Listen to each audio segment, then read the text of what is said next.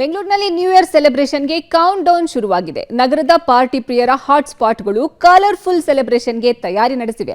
ಇತ್ತ ಲಕ್ಷಾಂತರ ಜನ ಸೇರುವ ಪ್ರಮುಖ ಕಡೆ ಪೊಲೀಸರ ಹೈ ಅಲರ್ಟ್ ಕೂಡ ಜೋರಾಗಿಯೇ ಇದೆ. ಇದರ ಡೀಟೇಲ್ಸ್ ಇಲ್ಲಿದೆ. ನ್ಯೂ ಇಯರ್ಗೆ ಜಸ್ಟ್ 3 ದಿನ ಬಾಕಿ. ಸಿಲಿಕಾನ್ ಸಿಟಿಯಲ್ಲಿ ಜೋರಾಗಿದೆ ತಯಾರಿ. ಬ್ರಿಗೇಡ್ ರೋಡ್, ಚರ್ಚ್ ಸ್ಟ್ರೀಟ್ ಲಕಲಕ. 2024 ಕಳೆದು 2025ರ ಎಂಟ್ರಿಗೆ ದಿನಗಣನೆ ಶುರುವಾಗಿದೆ. ಹೊಸ ವರ್ಷ ಬರಮಾಡಿಕೊಳ್ಳೋಕೆ ಜನ ನಾನಾ ರೀತಿಯ ಪ್ಲಾನ್ ಮಾಡ್ತಿದ್ರೆ ಆ ಜನರ ಸಂಭ್ರಮಕ್ಕೆ ಬೇಕಾದ ತಯಾರಿ ಕೂಡ ನಗರದ ಸೆಲೆಬ್ರೇಷನ್ ಹಾಟ್ ಸ್ಪಾಟ್ಗಳಲ್ಲಿ ಜೋರಾಗಿದೆ.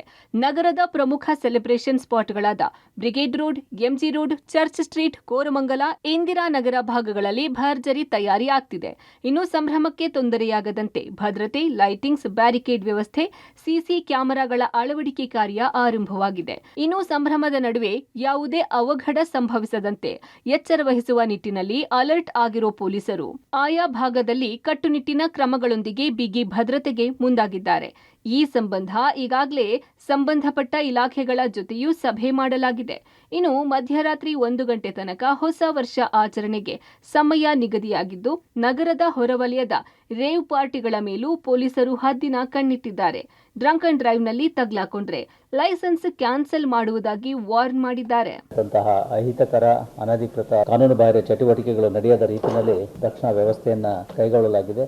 ಬಿಬಿಎಂಪಿ, ಆರೋಗ್ಯ ಇಲಾಖೆ, ಅಬಕಾರಿ ಇಲಾಖೆ, ಮಾಲಿನ್ಯ ನಿಯಂತ್ರಣ ಮಂಡಳಿ, ಅಗ್ನಿಶಾಮಕ ಈಗಾಗಲೇ ನಾವು ಸಭೆಯನ್ನ ನಡೆಸಿದ್ದೇವೆ. ಪೊಲೀಸ್ ಕಿಯಾಸ್ಕ್ಗಳನ್ನ ತೆರೆಯಲಾಗಿದೆ. ವುಮೆನ್ ಸೇಫ್ಟಿ ಐಲ್ಯಾಂಡ್ಗಳನ್ನ ಮಾಡಲಾಗಿದೆ.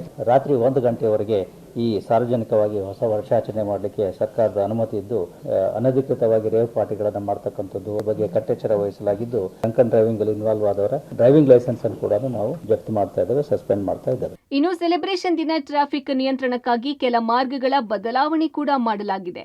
ಎಲ್ಲಾ ರೀತಿಯ ಫ್ಲೈಓವರ್ಗಳು ಕ್ಲೋಸ್ ಇರಲಿವೆ. ನೋ ಪಾರ್ಕಿಂಗ್ಗಳಲ್ಲಿ ಪಾರ್ಕ್ ಮಾಡಿದ್ರೆ ಗಾಡಿಗಳನ್ನ ಟೋ ಮಾಡಲಾಗುತ್ತೆ.